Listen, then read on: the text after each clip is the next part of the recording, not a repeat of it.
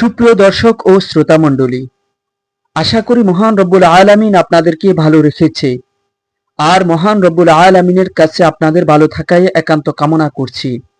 আল্লাহ তাআলা তার বান্দাদেরকে বিভিন্ন সময় বলা মুসিবতের ভিতরে আল্লাহ তাআলা পতিত করে থাকেন।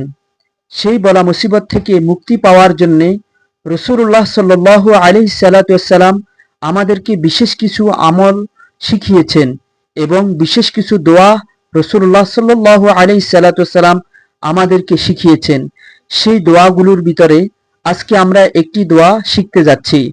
এর আগে আপনাদেরকে ছোট্ট একটা অনুরোধ করব, যারা এখনো আমাদের চ্যানেলটি সাবস্ক্রাইব করেননি, চ্যানেলটি সাবস্ক্রাইব করে আমাদের সাথে থাকুন।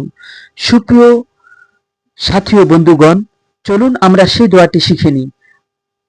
রাসূলুল্লাহ সাল্লাল্লাহু আলাইহি সাল্লাম যখন কোনো বিপদ ও বলা মুসিবতে পড়তেন, তখন রসুল তার পরিবারের সকলকে একসাথ করে বলতেন যে তোমরা এই দোয়াটি পড়ো, তাহলে আল্লাহ তাআলা তোমাদেরকে বিপদ থেকে মুক্তি দান করবেন। দোয়াটি হলো এই: আল্লাহু আল্লাহু রব্বি লা উশরিকু বিহি শাইআ। আল্লাহু আল্লাহু রব্বি লা উশরিকু বিহি শাইআ।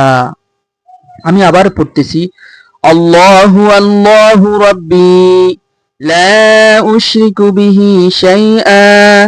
আল্লাহু আল্লাহু রব্বি লা উশরিকু বিহি শাইআ।